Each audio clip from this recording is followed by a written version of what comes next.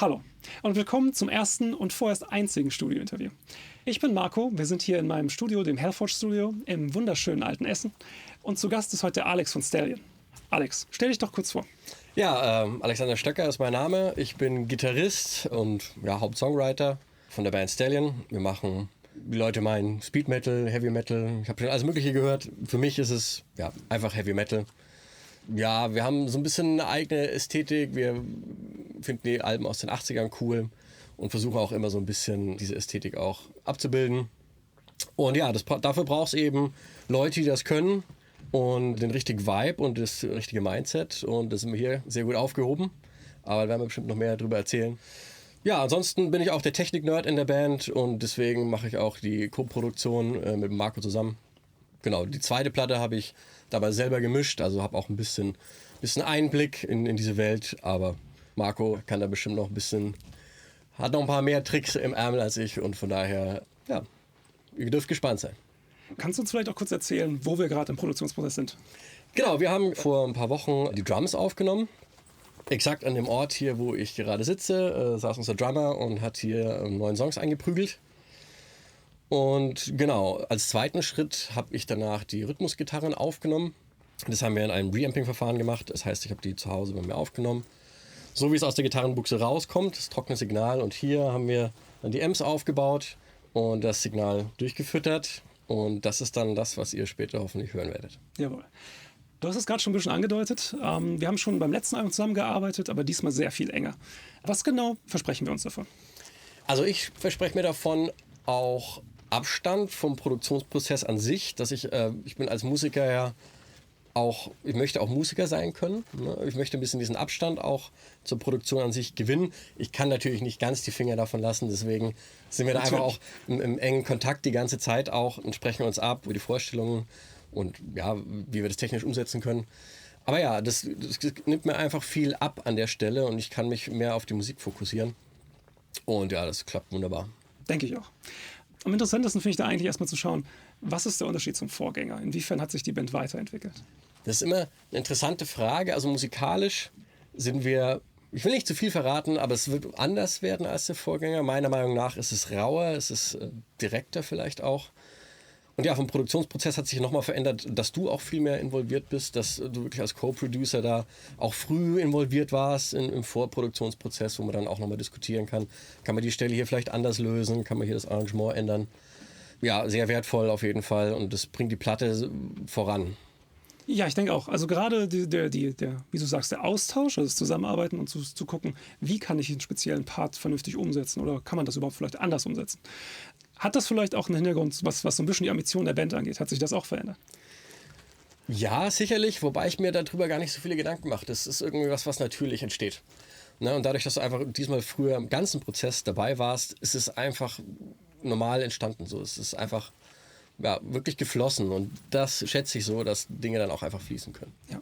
Interessante Frage für mich ist dabei immer, wie sind die Einflüsse von der Band? Mir geht es erstmal darum, musikalisch das Ganze einzuordnen. Wir haben neulich mal privat schon über den Canadian Stil gequatscht und darüber gesprochen, was das eigentlich genau für Bands sind, die das ausmachen. Aber genau, was inspiriert euch als Band? Ja, inspirieren tut mich persönlich geiles Songwriting, geiler Sound. Ich liebe es, wenn eine Platte richtig geil klingt und Wiedererkennungswert hat. Also das ist ja total subjektiv, ne? Aber manchmal hast du so Platten und du legst sie auf und es macht sofort was mit dir. Und jedes Mal, wenn du es wieder hörst, hast du diesen selben Effekt wie ein Geruch quasi fast schon. So, auf sowas stehe ich total. Ja, Canadian Stil ist witzig, weil der wird oft so ein bisschen falsch verstanden, weil viele Leute denken an die alten Hasen, Exciter und sowas. Und bei uns war das tatsächlich eher so, es gab damals so eine Welle an jungen Bands, Cauldron, Action, Skullfist damals, Striker. Und wir haben uns von dieser Welle so mitgenommen gefühlt. Und dieser Song ist eigentlich nur ein Tribut dazu. Das ist ganz, ganz interessant und waren die lustigsten Sachen schon dabei. Leute dachten dann, dass wir Kanadier sind. Also dieser Song hat zu vielen Missverständnissen geführt. Aber vielleicht kann ich das ja hier an der Stelle mal ein bisschen aufklären. Ja, vielleicht verstehen Leute das dann einfach auch direkt besser. Ja, vielleicht. Ja. Weil, wenn ich es richtig verstehe, es geht dabei gar nicht wirklich um Vorbilder, sondern eher um die Ära, wo die Band angefangen hat. Richtig. Okay, kannst du was zu Vorbildern auch sagen? Zu Vorbildern? Oder gibt es da überhaupt Bands, wo ihr sagt, das ist ein Idol für dich vielleicht zum Beispiel? Also es ist bestimmt kein Geheimnis. Ich bin ein riesen Halloween- und Metallica-Fan. Die ersten Platten sind für mich die Bibel. Keine Ahnung, es ist Da komme ich her. Aber es ist, man entwickelt sich selber als Musiker auch irgendwann ein bisschen weg davon, so konkrete Vorbilder zu haben. Man hat halt irgendwann ästhetische Vorstellungen, abstrakte Vorstellungen. Und von daher kann ich das gar nicht mehr so genau pinpointen. Aber ja, das ist auf jeden Fall die Schule, wo ich herkam. Auch viel deutsche Heavy Metal, Accept, Scorpions. Ja, und ich mag einfach den Sound. Ich mag das, was es macht mit mir. Das ist einfach mein Ding. Jetzt hast du das schon ganz gut angesprochen, nämlich die Symbiose bei Stallion ist ja schon Thrash Metal und Heavy Metal. Ja. Das ist du hast auch eingangs gesagt, das kann man nicht so richtig einordnen und die Leute pushen euch immer in die eine oder andere Richtung. Ja. Wie ist das Ganze dann klanglich letzten Endes umgesetzt? Wenn man so unterschiedliche Songs hat, muss man das ja auch klanglich irgendwie vereinbaren miteinander. Das ist richtig, ja. Ja, wir haben ja ein paar Amps aufgebaut. Nicht ganz ohne Grund. Es gibt eben diese zwei Schulen, die du auch schon angesprochen hast. Ne? Thrash Metal ist eher sehr direkter, scharfer Sound. Heavy Metal hat meistens mehr Grummeln, mehr indirekten, aber dadurch auch powerful irgendwie an sich. Der Sound kommt einfach fett rüber. Und mein Ziel war immer schon, das irgendwie übereinander zu bringen. Weil es musikalisch vom Songwriting her so ist, will ich das auch technisch vom Sound her so haben. Und ich habe damals angefangen bei der From the Dead, diese beiden Amps zu mischen. Also ist hier so ein Mesa und ein alter Marshall. Und ich habe damals schon angefangen, die zu mischen. Damals noch als B-Amping, das ist quasi, wenn man mit der Gitarre über zwei Amps gleichzeitig spielt. Und genau, darüber haben wir im Vorfeld auch gesprochen und wir wollten mal was anderes ausprobieren und haben uns diesmal für Quad-Tracking entschieden. Das heißt, ich spiele jede Spur 4-mal ein und jeweils einmal über Mesa, einmal über Marshall. Von daher, das haben wir uns so ein bisschen ausgetüftelt. Dürfte da auch gespannt sein, wie sich das geändert hat, ja, und wie der Sound dadurch, ja, besser geworden ist, hoffentlich. Aber das müsst ihr am Ende entscheiden. Du kennst das ja von mir sehr gut, dass ich gerne mit Referenzen arbeite. Dass mir ganz wichtig ist, dass die Band mir sagen kann, Band XY macht das super mit dem Gitarrensound. Ja. Und wir sind ja vorhin schon über die Vorbilder so ein bisschen in Metallica gerutscht. Und ich verstehe natürlich, dass das sich im Laufe der Jahre weiterentwickelt, sodass das eben nicht mehr Vorbilder sind, was den Klang und die Musik angeht, sondern eher Inspirationen. Ja. Nichtsdestotrotz ist das ja trotzdem eine Kommunikationsstelle, die wir beide ja auch dann zusammen gehabt haben. Richtig. Kannst du dazu was erzählen? Möchtest du das überhaupt preisgeben? Ja, natürlich. Erzähle ich gerne. Genau, ganz konkret ging es auch um den Gitarrensound von Master of Puppets zum Beispiel, weil der hat was ganz Einzigartiges und ich finde, das hat kaum... Also, nein, ich kenne keine andere Platte, die dasselbe für mich wiedergeben kann. Und ja, das war so ein bisschen unsere Referenz auch. Und wir haben eben diesen Amp, der nicht 1:1 ist und ich wollte natürlich auch ich wollte den Sound auch nicht kopiert haben. Wie gesagt, wir haben ja eher auch ein anderes Konzept ein bisschen mit der Mischung. Aber das war einfach ein interessanter Punkt, mal zu versuchen, wie kommen wir da hin? Was sind die Tricks? Und da haben wir uns sehr viel Zeit gelassen und einfach auch Spaß gehabt mit der Hardware. Und die Amps mal laut aufgedreht und mal ein bisschen extrem eingestellt. Und ja, sind zu einem sehr guten Ergebnis gekommen, wie ich finde.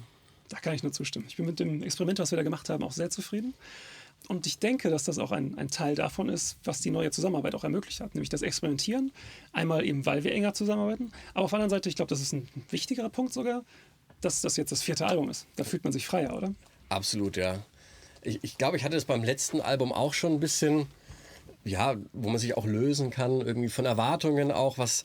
Also nicht nur die Erwartungen, die die Leute haben, sondern auch von den eigenen Erwartungen ein bisschen, wo man auch einfach mal Sachen ein bisschen mehr passieren lassen kann und ein bisschen mehr, ja, passieren lassen ist genau das richtige Wort. Und ja, diesmal war das nochmal eine Stufe freier, nochmal eine Stufe entspannter für mich.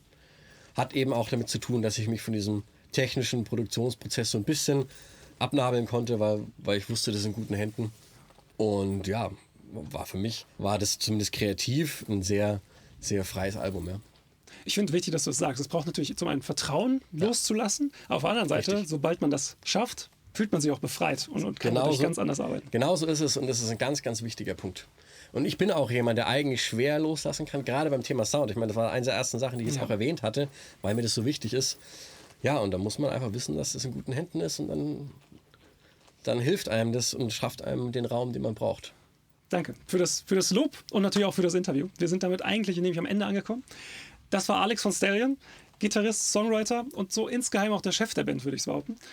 Alex, wenn du noch irgendwas loswerden willst, ist jetzt die Zeit dafür. Das letzte Wort geht an dich. Ja, ich freue mich, dass wir die Möglichkeit hier hatten. Fand ich cool. Ja, wie gesagt, wir sind so halfway through gerade. Ich bin sehr gespannt, wie das Ergebnis wird. Ich bin gespannt, wie es die Leute dann finden. Und ich hoffe, wir sehen uns auf den Bühnen dieser Welt. Und wenn das Album da ist, wir freuen uns über den Support. Ja, wir sehen uns.